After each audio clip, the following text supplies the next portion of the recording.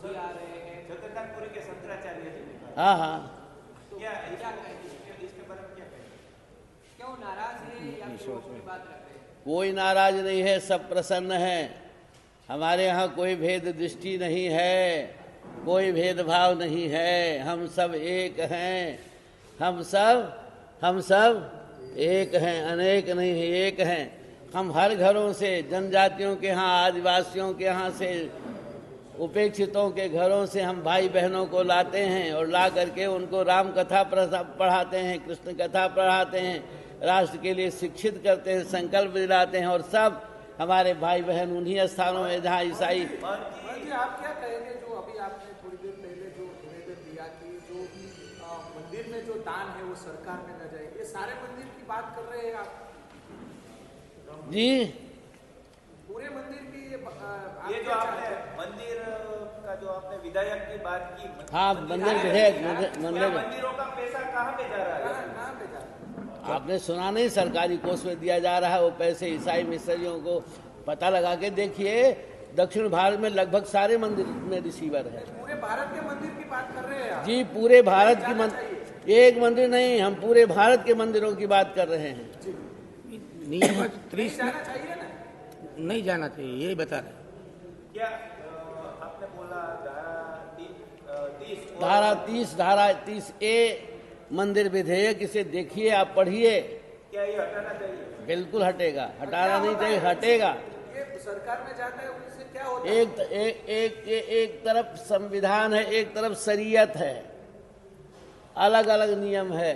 नहीं, सबके लिए एक होना चाहिए, एक संविधान। अभी जो मंदिर में जो दान आ रहा है वो क्या मंदिर के पास ही रहना चाहिए या सरकार में जाना चाहिए? किस तरह आप देखते हैं? ये तो सब सरकार सबके लिए होना चाहिए, नहीं कि जैसा ये नियम जो लागू, पुराना नियम इसे हटेगा, ये हटेगा नियम, ये नियम हटेगा। इसकी पूरी तैयारी हो चुकी है। क्यों आप पैसा क्यों कह रहे हैं कि भरना चाहिए? हमारे पैसे से आप हज जाएंगे, हमारे पैसे से आप आज हमारा पैसा मौलवियों को तनख्वाह दिया जाता है, यही होना चाहिए। मंदिर का पैसा मंदिर में ही रहना चाहिए ना, आप ऐसा बोलते हैं। सब राष्ट्र के लिए है, ठीक है, बहुत अच्छा है, राष्ट्र के लिए है, राष्ट्र के लिए, राष्ट्र सर्वोपरि है, सबसे बड़ा मंदिर हमारे लिए राष्ट्र है। बहुत बड़ा आदर्श है, हमारा पुनीत कर्तव्य है, हम इस विषमता को रोकेंगे। जिस समय देश स्वतंत्र हुआ, तत्कालीन प्रधानमंत्री ने राष्ट्र के विरोध में संविधान में एक धारा लेकर के आए, एक नियम लेकर के आए, कानून लेकर के आए। आप सब लोग जानते हैं, पत्रकार बंधु हैं, जिसे आप धारा 30 का ध्यान देंगे, जिसे धारा 30 कहते हैं। धारा 30 का पहला वाक्य है, कुरान और बाइबिल पढ़ करके व्यक्ति IAS की परीक्षा दे सकता है, लेकिन आप गीता रामायण पढ़ाएंगे तो आपकी मान्यता रद्द कर दी जाएगी। उस समय गृह मंत्री जी थे सरदार वल्लभ भाई पटेल, विरोध किया, नहीं आ सका, लेकिन दुर्भाग्य था, बेचारे बहुत जल्दी चले गए। ये धारा 30 आया। डॉक्टर अंबेडकर ने इसका बहुत बड़ा विरोध किया है, नहीं आना चाहिए, गलत है, ये राष्ट्र के लिए घातक है, लेकिन प्रधानमंत्री नहीं माने, संविधान में धारा 30 जोड़ा गया। इतना ही नहीं, मंदिर विधेयक आया। मंदिर विधेयक क्या है? मंदिर विधेयक में लिखा है, हिंदुओं के मठ मंदिरों में रिसीवर होगा, रिसीवर का पैसा सरकारी कोष में दिया जाएगा। जिस समय देश स्वतंत्र हुआ, पूर्वांचल के गरीबों के लिए, पूर्वांचल के असहायों के लिए, जनजातियों के लिए, आदिवासियों के लिए कोई शिक्षण संस्थान की व्यवस्था नहीं की। अगर किसी के पास कोई आंकड़ा हो तो मुझे बतावे कि शिक्षण संस्थान की कहीं व्यवस्था हो। ये सारी व्यवस्था ईसाई मिशनरियों को सौंप दिया गया। आप कहेंगे वो ईसाई मिशनरियाँ पेट्रोल डॉलर के बल पर, आप कहेंगे विदेशी पैसों के बल पर। नहीं, बिल्कुल गलत बात है। पेट्रोल डॉलर नहीं, विदेशी पैसा नहीं, हमारे मठ मंदिरों के पैसे के बल पर मंदिर विधेयक जो आया, धारा 30 ए मंदिर विधेयक, हिंदुओं के मठ मंदिरों में रिसीवर होगा, रिसीवर का पैसा सरकारी कोष में दिया जाएगा और वह पैसा 60% ईसाई मिशनरियों को दिया जाएगा। शेष बचा हुआ पैसा मदरसों और मौलवियों को दिया जा रहा है। ना हो तो जाकर दक्षिण भारत में देख लीजिए, एक एक करके मैं बता दूंगा, दिखा दूंगा, यह सत्य है। इस प्रकार से हमारे भाइयों को ईसाई बनाना शुरू किया। आज पूर्वांचल में मिजोरम पूर्णतः ईसाई है, नागालैंड पूर्णतः ईसाई है, अरुणाचल में 80% ईसाई है। मैंने सारी सीमाओं को देखा है, मुझे ज्ञात है। मैं उस स्थान तक भी गया हूँ जहाँ 4 देशों की एक साथ सीमा है। हमारे साथ, राष्ट्र के साथ, इन हिंदुओं के साथ, बहुसंख्यक हिंदुओं के साथ में किस तरह से छल किया गया। इतना ही नहीं, हम भूल गए महापुरुषों के बलिदान को। हम भूल गए महापुरुषों के बलिदान को, जिसने राष्ट्र के लिए सर कटाया, जिसने राष्ट्र के लिए बलिदान दिया, उन सबको भूल गए। हमें याद क्या रह गया? अय्यासों की कहानी हम आज बच्चों को पढ़ा रहे हैं। हम भूल गए श्री गुरु गोविंद सिंह जी महाराज को, उनके बलिदान को भूल गए। उनके पिता तेग बहादुर जी के बलिदान को हम भूल गए। दिल्ली में जाकर के सिर काटा गया उनका। गुरु तेग बहादुर जी के बच्चे, जय श्री राम, गुरु गोविंद सिंह जी महाराज के बच्चों के कुर्बानी को, बच्चों के बलिदान को, जो जिंदे दीवार में चुन दिए गए, उनके बलिदान को हम भूल गए। महाराणा प्रताप के बलिदान को भूल गए, हम शिवाजी के बलिदान को भूल गए, महापुरुषों के बलिदान को, सरदार भगत सिंह के बलिदान को भूल गए, सुभाष चंद्र को भूल गए। आज भी दुर्भाग्य बस हमारे बच्चे अय्यासों का इतिहास पढ़ रहे हैं। अय्यासों का इतिहास पढ़ाया जा रहा है हमारे लिए। महान हो गया अकबर, जो अकबर हिंदुओं के बहु बेटियों को लेकर के मीना बाजार लगाता था, आज वो हमारे लिए आदर्श हो गया। ये कब तक चलता रहेगा? आज भी हमारे बच्चे मदर टेरेसा को पढ़ रहे हैं। मदर टेरेसा को राष्ट्रीय सम्मान के साथ में विभूषित किया गया। सब महापुरुष हमारे भूल गए। यह स्थिति, यह परिस्थिति, राष्ट्र के साथ ऐसा खिलवाड़ किया गया। जो महापुरुष गर्व के साथ उठाते थे, जननी जन्म भूमि स्वर्गाद अभिगरीयसी, जननी और जन्मभूमि स्वर्ग से भी बढ़कर के होती है। स्वामी राम बड़े गर्व के साथ हाथ उठाते थे, मैं भारत हूँ, मेरा सिर इस देश के उत्तर का भाग है, मेरा पैर देश के दक्षिण का भाग है, मेरी दोनों भुजाएं पूर्व पश्चिम के भाग के रूप में। दुर्भाग्य था, ऐसे देश का बंटवारा हुआ और हमें ये मिला। ये कब तक चलता रहेगा? दूसरी बात, कितना बड़ा भेदभाव है। एक तरफ संविधान है और एक तरफ शरीयत है। एक तरफ संविधान है, एक तरफ शरीयत है। 1976 में इंदिरा गांधी ने हमको सेकुलर घोषित कर दिया, हिंदुओं को सेकुलर घोषित कर दिया। आज जनसंख्या नियंत्रण कानून भी आता है तो किसके लिए लागू होगा? वहाँ पे नहीं जाऊँगा क्योंकि वहाँ पे मोदी आ रहे हैं। जगन्नाथपुरी के शंकराचार्य जी, हाँ, क्या इसके बारे में क्या कहें? क्यों नाराज है या फिर अपनी बात रखते हैं? कोई नाराज नहीं है, सब प्रसन्न है। हमारे यहाँ कोई भेद दृष्टि नहीं है, कोई भेदभाव नहीं है। हम सब एक हैं, हम सब एक हैं, अनेक नहीं है, एक हैं। हम हर घरों से, जनजातियों के यहाँ, आदिवासियों के यहाँ से, उपेक्षितों के घरों से हम भाई बहनों को लाते हैं और ला करके उनको राम कथा पढ़ाते हैं, कृष्ण कथा पढ़ाते हैं, राष्ट्र के लिए शिक्षित करते हैं, संकल्प दिलाते हैं। और सब हमारे भाई बहन उन्हीं स्थानों में जहाँ ईसाई। आप क्या कहेंगे जो अभी आपने थोड़ी देर पहले जो निवेदन दिया कि जो मंदिर में जो दान है वो सरकार में न जाए, ये सारे मंदिर की बात कर रहे हैं आप? जी, पूरे मंदिर की ये जो आपने मंदिर का जो आपने विधायक की बात की, हाँ, मंदिर विधेयक, मंदिरों का पैसा कहाँ पे जा रहा है? कहाँ पे जा रहा है? आपने सुना नहीं? सरकारी कोष में दिया जा रहा है वो पैसे ईसाई मिशनरियों को। पता लगा के देखिए, दक्षिण भारत में लगभग सारे मंदिर में रिसीवर है। पूरे भारत के मंदिर की बात कर रहे हैं आप? जी, पूरे भारत की मंदिर, एक मंदिर नहीं, हम पूरे भारत के मंदिरों की बात कर रहे हैं। नियम 30 जाना चाहिए ना? नहीं जाना चाहिए, यही बता रहे हैं। क्या आपने बोला धारा 30A मंदिर विधेयक, इसे देखिए, आप पढ़िए। क्या ये हटाना चाहिए? बिल्कुल हटेगा, हटाना नहीं चाहिए, हटेगा। ये सरकार में जाता है, उससे क्या होता है? एक तरफ संविधान है, एक तरफ शरीयत है, अलग अलग नियम है।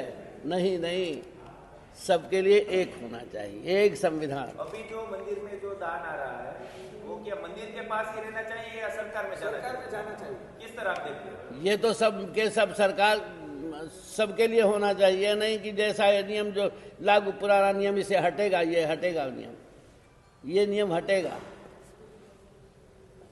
इसकी पूरी तैयारी हो चुकी है। क्यों आप ऐसा क्यों कह रहे हैं कि बढ़ना चाहिए? हमारे पैसे से आप हज जाएंगे, हमारे पैसे से आप आज हमारा पैसा मौलवियों को तनख्वाह दिया जाता है, यही होना चाहिए। मंदिर का पैसा मंदिर में ही रहना चाहिए। रहना चाहिए ना, आप ऐसा बोलते हैं। सब राष्ट्र के लिए है, ठीक है, बहुत अच्छा है, राष्ट्र के लिए है, राष्ट्र के लिए, राष्ट्र सर्वोपरि है, सबसे बड़ा मंदिर हमारे लिए राष्ट्र है। बहुत बड़ा आदर्श है, हमारा पुनीत कर्तव्य है, हम इस विषमता को रोकेंगे। जिस समय देश स्वतंत्र हुआ, तत्कालीन प्रधानमंत्री ने राष्ट्र के विरोध में संविधान में एक धारा लेकर के आए, एक नियम लेकर के आए, कानून लेकर के आए। आप सब लोग जानते हैं, पत्रकार बंधु हैं, जिसे आप धारा 30 का ध्यान देंगे, जिसे धारा 30 कहते हैं। धारा 30 का पहला वाक्य है, कुरान और बाइबिल पढ़ करके व्यक्ति IAS की परीक्षा दे सकता है, लेकिन आप गीता रामायण पढ़ाएंगे तो आपकी मान्यता रद्द कर दी जाएगी। उस समय गृह मंत्री जी थे सरदार वल्लभ भाई पटेल, विरोध किया, नहीं आ सका, लेकिन दुर्भाग्य था बेचारे बहुत जल्दी चले गए। ये धारा 30 आया। डॉक्टर अंबेडकर ने इसका बहुत बड़ा विरोध किया है, नहीं आना चाहिए, गलत है, ये राष्ट्र के लिए घातक है, लेकिन प्रधानमंत्री नहीं माने, संविधान में धारा 30 जोड़ा गया। इतना ही नहीं, मंदिर विधेयक आया। मंदिर विधेयक क्या है? मंदिर विधेयक में लिखा है, हिंदुओं के मठ मंदिरों में रिसीवर होगा, रिसीवर का पैसा सरकारी कोष में दिया जाएगा। जिस समय देश स्वतंत्र हुआ, पूर्वांचल के गरीबों के लिए, पूर्वांचल के असहायों के लिए, जनजातियों के लिए, आदिवासियों के लिए कोई शिक्षण संस्थान की व्यवस्था नहीं की। अगर किसी के पास कोई आंकड़ा हो तो मुझे बतावे कि शिक्षण संस्थान की कहीं व्यवस्था हो। ये सारी व्यवस्था ईसाई मिशनरियों को सौंप दिया गया। आप कहेंगे वो ईसाई मिशनरियाँ पेट्रो डॉलर के बल पर, आप कहेंगे विदेशी पैसों के बल पर। नहीं, बिल्कुल गलत बात है। पेट्रो डॉलर नहीं, विदेशी पैसा नहीं, हमारे मठ मंदिरों के पैसे के बल पर मंदिर विधेयक जो आया धारा 30 से, मंदिर विधेयक, हिंदुओं के मठ मंदिरों में रिसीवर होगा, रिसीवर का पैसा सरकारी कोष में दिया जाएगा और वह पैसा 60% ईसाई मिशनरियों को दिया जाएगा। शेष बचा हुआ पैसा मदरसों और मौलवियों को दिया जा रहा है।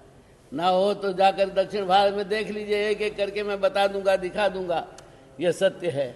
इस प्रकार से हमारे भाइयों को ईसाई बनाना शुरू किया। आज पूर्वांचल में मिजोरम पूर्णतः ईसाई है, नागालैंड पूर्णतः ईसाई है, अरुणाचल में 80% ईसाई है। मैंने सारी सीमाओं को देखा है, मुझे ज्ञात है। मैं उस स्थान तक भी गया हूँ जहाँ 4 देशों की एक साथ सीमा है। हमारे साथ, राष्ट्र के साथ, इन हिंदुओं के साथ, बहुसंख्यक हिंदुओं के साथ में किस तरह से छल किया गया। इतना ही नहीं, हम भूल गए महापुरुषों के बलिदान को, जिसने राष्ट्र के लिए सर कटाया, जिसने राष्ट्र के लिए बलिदान दिया, उन सबको भूल गए। हमें याद क्या रह गए? अय्यासों की कहानी हम आज बच्चों को पढ़ा रहे हैं। हम भूल गए श्री गुरु गोविंद सिंह जी महाराज को, उनके बलिदान को भूल गए। उनके पिता तेग बहादुर जी के बलिदान को हम भूल गए। दिल्ली में जाकर के सिर काटा गया उनका। गुरु तेग बहादुर जी के बच्चे, जय सिया राम, गुरु गोविंद सिंह जी महाराज के बच्चों के कुर्बानी को, बच्चों के बलिदान को, जो जिंदे दीवार में चुन दिए गए, उनके बलिदान को हम भूल गए। महाराणा प्रताप के बलिदान को भूल गए, हम शिवाजी के बलिदान को भूल गए, महापुरुषों के बलिदान को, सरदार भगत सिंह के बलिदान को भूल गए, सुभाष चंद्र को भूल गए। आज भी दुर्भाग्य बस हमारे बच्चे अय्यासों का इतिहास पढ़ रहे हैं। अय्यासों का इतिहास पढ़ाया जा रहा है। हमारे लिए महान हो गया अकबर, जो अकबर हिंदुओं के बहु बेटियों को लेकर के मीना बाजार लगाता था, आज वो हमारे लिए आदर्श हो गया। ये कब तक चलता रहेगा? आज भी हमारे बच्चे मदर टेरेसा को पढ़ रहे हैं। मदर टेरेसा को राष्ट्रीय सम्मान के साथ में विभूषित किया गया। सब महापुरुष हमारे भूल गए। ये स्थिति, यह परिस्थिति, राष्ट्र के साथ ऐसा खिलवाड़ किया गया। जो महापुरुष गर्व के साथ उठाते थे, जननी भूमिश्चा स्वर्गाद अभिगरीयसी, जननी और जन्मभूमि स्वर्ग से भी बढ़कर के होती है। स्वामी राम बड़े गर्व के साथ हाथ उठाते थे, मैं भारत हूँ, मेरा सिर इस देश के उत्तर का भाग है, मेरा पैर देश के दक्षिण का भाग है, मेरी दोनों भुजाएं पूर्व पश्चिम के भाग के रूप में दुर्भाग्य था। ऐसे देश का बंटवारा हुआ और हमें ये मिला। ये कब तक चलता रहेगा? दूसरी बात, कितना बड़ा भेदभाव है। एक तरफ संविधान है, एक तरफ संविधान है और एक तरफ शरीयत है। एक तरफ संविधान है, एक तरफ शरीयत है। 1976 में इंदिरा गांधी ने हमको सेकुलर घोषित कर दिया, हिंदुओं को सेकुलर घोषित कर दिया। आज जनसंख्या नियंत्रण कानून भी आता है तो किसके लिए लागू होगा? ભાઈ પહેલાં તો મેં 2 વર્ષ પહેલાં રાજીનામું દીધું છે. હું સત્તાવાર રીતે નથી, તો તમને ખ્યાલ છે ને, એટલે એ તો જાહેરમાં પણ ખબર છે ને, હજી પણ બોલું છું કે 2 વર્ષથી મેં સંપૂર્ણ રાજકારણ છોડી દીધું છે અને સનાતન ધર્મનો ગુજરાતનો પ્રમુખ છું અને એક ગૌ માતાના જે સેવક તરીકે, ગૌ માતાના દીકરા તરીકે, અને જ્યારે 550 વર્ષ પછી પ્રભુ શ્રી રામ આવતા હોય તો એનો આનંદ અલગ હોય અને એ અંદરથી જ આનંદ, એ કોઈ સ્વાર્થ, કોઈ રાજકીય ભવિષ્યનું કાંઈ એવું નથી. તો માત્ર સનાતન ધર્મના પ્રમુખ તરીકે, અને અમારે તો બાપ દાદાથી, મારા દાદા, મારા પૂજ્ય પિતાશ્રી તેમજ મારા દ્વારા વર્ષોથી આ સાધુ સંતો અમારે ત્યાં આવે છે. આપણા મીડિયાના માધ્યમથી પણ રાજકોટના નગરજનોને પણ ખબર છે કે રાજકોટમાં કોઈ પણ સાધુ સંતો હોય તો સ્વાભાવિક છે કે એ आप જે विचारधारा थी इलेक्शन लड़ता था, आप जहाँ से इलेक्शन लड़ रहे थे वो पार्टी आप छोड़ चुके, तो भविष्य में आप उसके साथ फिर जुड़ेंगे या नहीं? नहीं, वो मेरा वचन है पक्का, वो मीडिया के माध्यम से बोल रहा हूँ. मेरा वचन ही मेरा शासन है, ऐसा है मेरा. मैं एक विजयी हूँ, मेरा नाम ही ऐसा है कि मैं बोलता हूँ, करता हूँ.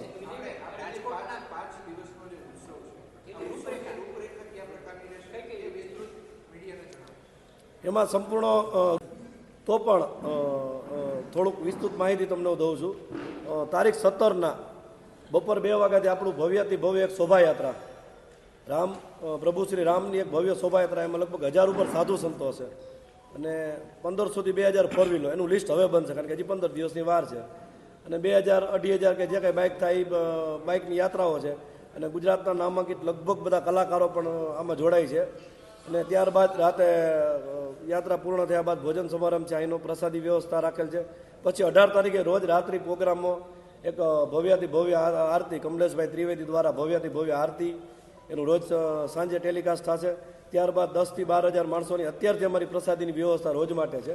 પછી 18 તારીખ, 19, 20, 21 રોજ રાતે સાંસ્કૃતિક કાર્યક્રમો, તેમજ 21 તારીખે રાતે 12 વાગે ગ્રાઉન્ડની ફરતી રાઉન્ડમાં બધાય ભવ્ય આતશબાજી, જે ફટાકડાથી 12 વાગે આયોજન કરવામાં આવે છે. ગ્રાઉન્ડની ફરતી કોર જે ભવ્ય આતશબાજીનું એક આયોજન પણ કરવામાં આવે છે, એનો ઉલ્લેખ આમાં નથી, પણ એ એક આયોજન પાછું અમે કરેલ છે કે ગ્રાઉન્ડની ફરતી કોર ભવ્ય આતશબાજી થાય 12 વાગે રાતના 12ના ટકોર 21 તારીખે. કારણ કે સ્વાભાવિક છે 22 તારીખે રામલલા 12 વાગે બપોરે ત્યાં બિરાજમાન થાય છે, તો એના આગલે દી રાતે 12 વાગે અમે આયોજન કરવાના છીએ.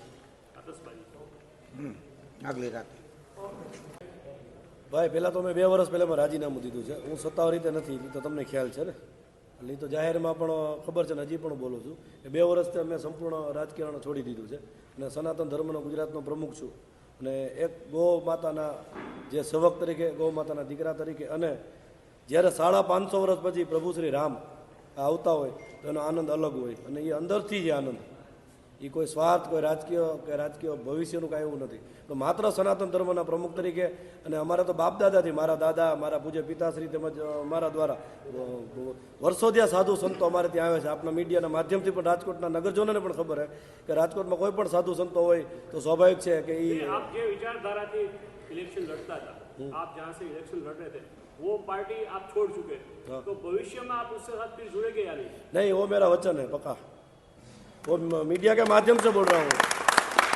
मेरा वचन ही मेरा शासन है, ऐसा है मेरा. मैं एक विजयी हूँ, मेरा नाम ही ऐसा है कि मैं बोलता हूँ, करता हूँ.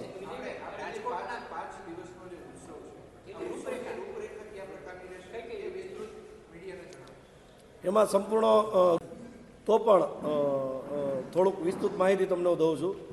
તારીખ 17ના બપોર 2 વાગ્યાથી આપણું ભવ્યથી ભવ્ય એક શોભાયાત્રા, રામ પ્રભુ શ્રી રામની એક ભવ્ય શોભાયાત્રા, એમાં લગભગ 1000 ઉપર સાધુ સંતો હશે અને 1500થી 2000 ફોર વ્હીલો. એનું લિસ્ટ હવે બનશે કારણ કે હજી 15 દિવસની વાર છે.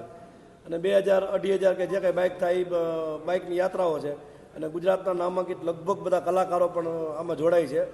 અને ત્યારબાદ રાતે યાત્રા પૂર્ણ થયા બાદ ભોજન સમારંભ છે, અહીંનો પ્રસાદી વ્યવસ્થા રાખેલ છે. પછી 18 તારીખે રોજ રાત્રિ પ્રોગ્રામમાં એક ભવ્યાતિ ભવ્ય આરતી કમલેશભાઈ ત્રિવેદી દ્વારા ભવ્યાતિ ભવ્ય આરતી એનું રોજ સાંજે ટેલિકાસ્ટ થશે. ત્યારબાદ 10 થી 12 હજાર માણસોની અત્યારથી અમારી પ્રસાદીની વ્યવસ્થા રોજ માટે છે.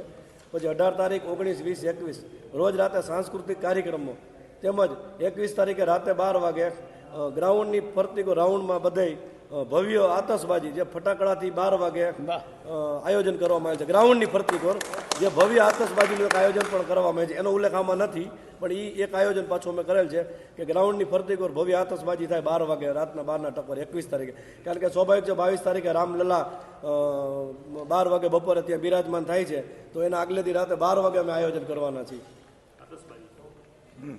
આગલી રાતે